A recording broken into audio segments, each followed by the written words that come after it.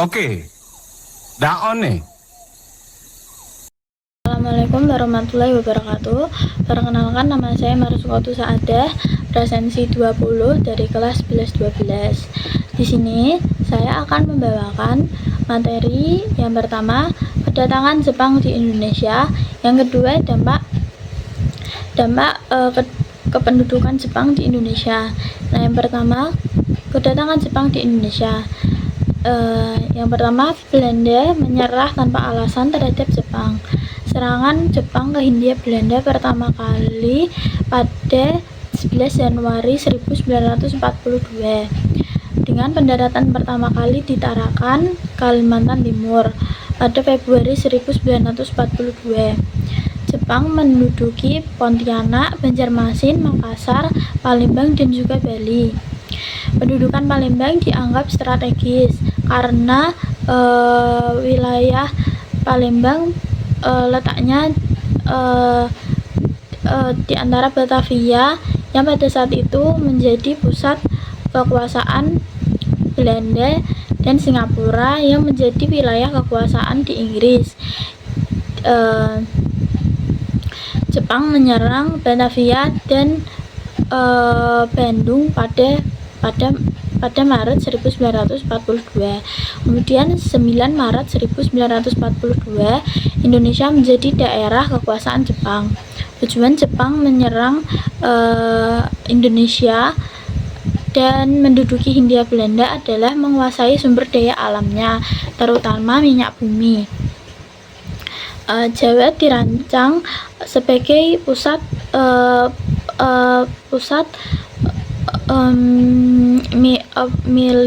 militer dan Sumatera sebagai sumber daya utama.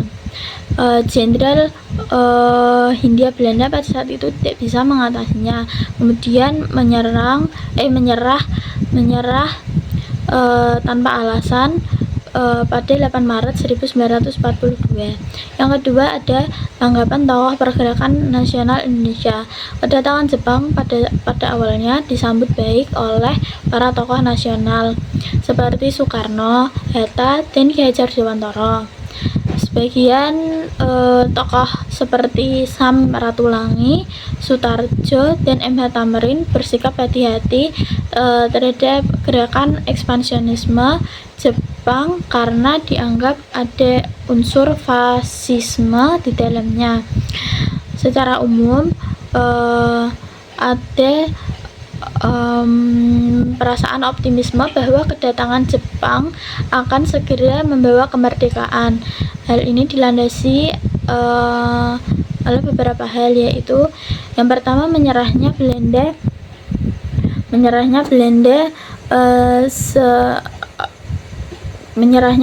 terhadap Jepang dianggap sebagai akhir dari penjajahan Belanda dan dimulainya era baru ketika bangsa-bangsa yang dipelopori oleh Jepang dapat berdiri sendiri di atas kakinya. Kemudian Jepang juga mengandalkan propaganda 3A, yaitu Nippon Cahaya Asia, Nippon Pemimpin Asia, Nippon Pelindung Asia pada 29 April 1942.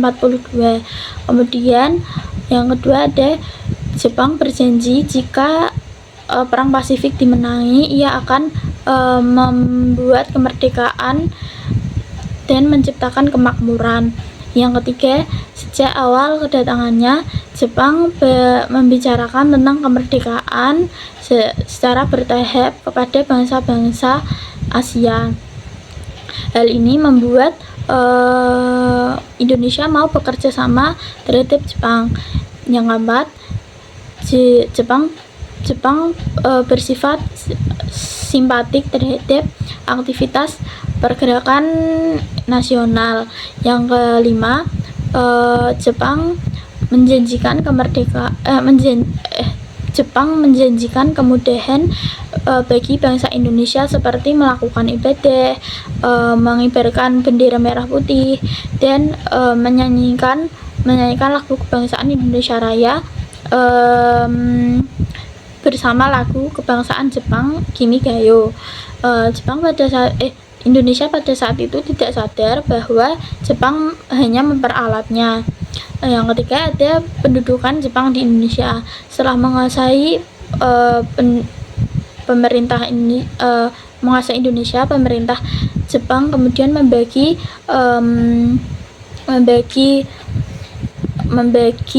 Indonesia menjadi 3 bagian, masing-masing menjadi 3 bagian militer. Ya, kemudian dikendalikan oleh Angkatan Laut Raikkogun dan Angkatan Darat Raikkogun dan Angkatan Laut Kaigun.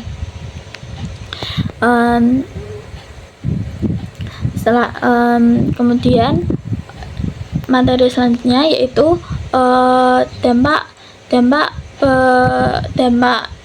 kependudukan Jepang di Indonesia. Yang pertama ada dampak politik. Setelah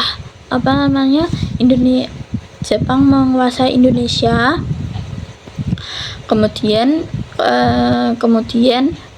Jepang membubarkan organisasi kemasyarakatan seperti organisasi politik, sosial, dan juga keagamaan, dan menggantinya dengan organisasi-organisasi yang dibentuk oleh Jepang.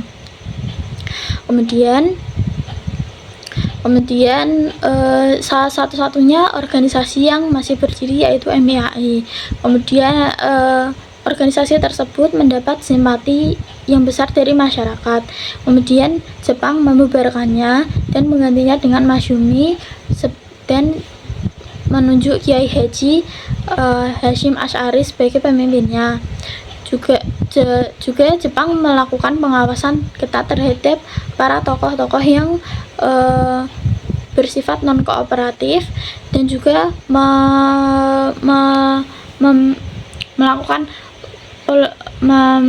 menurunkan polisi rahasia di tengah-tengah masyarakat yang membuat ketakutan. Kemudian Jepang melakukan beberapa hal berikut untuk menarik simpati rakyat Indonesia. Yang pertama, mewajibkan penggunaan bahasa Indonesia sebagai bahasa pengantar. Yang kedua ada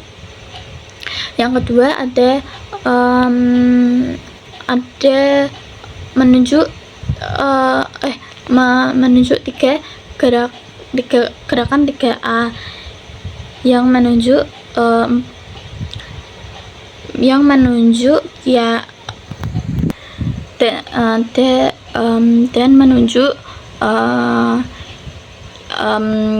Mr. Syamsuddin sebagai ketuanya. Tentunya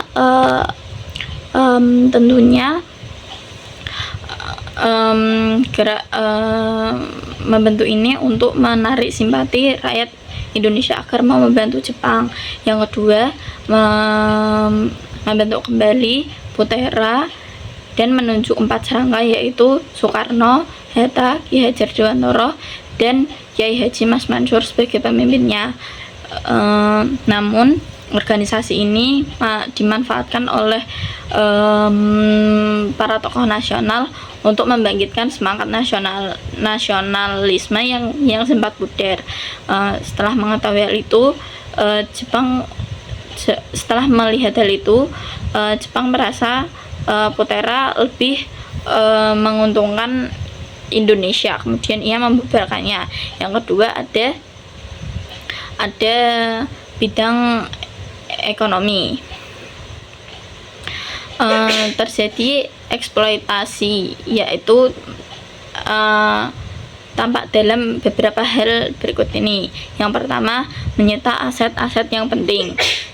Jepang menyita seluruh hasil perkebunan teh,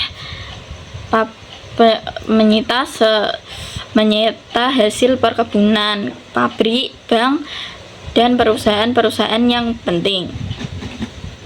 Kemudian melakukan pengawasan yang ketat dalam bidang ekonomi. Jepang pengawasan ini diterapkan agar peredaran sisa-sisa barang, agar mencegah naiknya harga barang. Kemudian kebijakan self sufficiency. Maksud kebijakan ini adalah wilayah yang berada di kekuasaannya harus dapat memenuhi kebutuhannya sendiri. Terus setoran wajib, Romusa, merosotnya produksi pangan dan kelaparan. Setoran wajib yaitu warga penduduk diwajibkan untuk menyetorkan 30%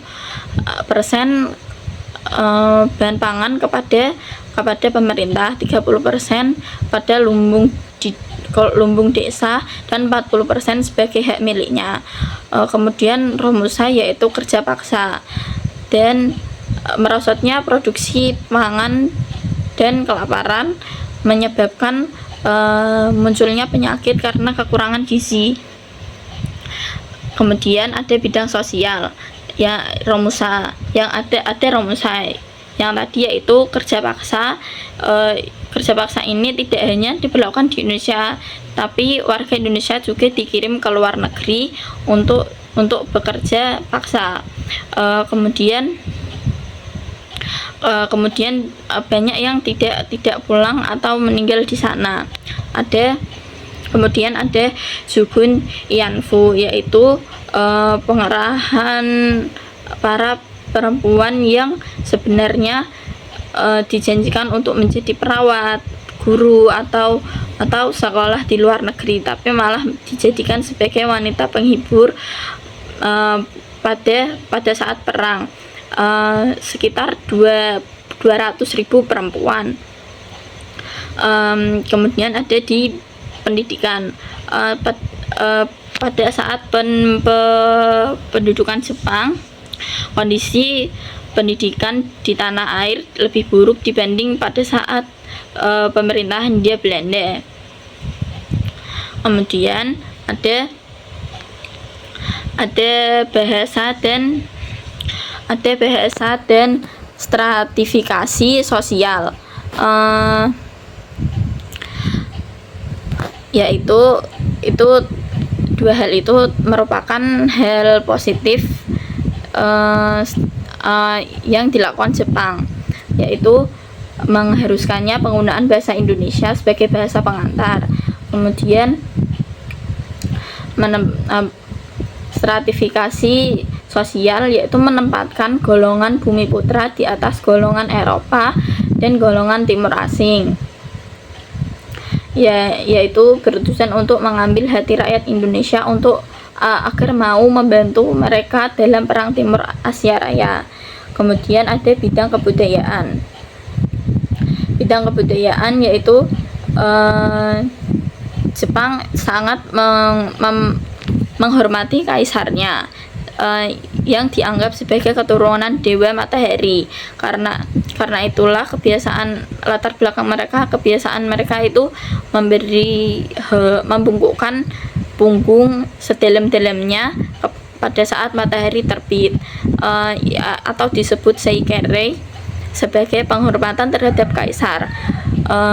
Hal itu juga dipaksakan di Indonesia. Kemudian hal itu juga yang memicu ke pemberontakan. Nah, segitu saja yang dapat saya sampaikan. Kurang lebihnya mohon maaf bila ada salah kata. Wabillahi taufiq wal hidayah. Wassalamualaikum warahmatullahi wabarakatuh.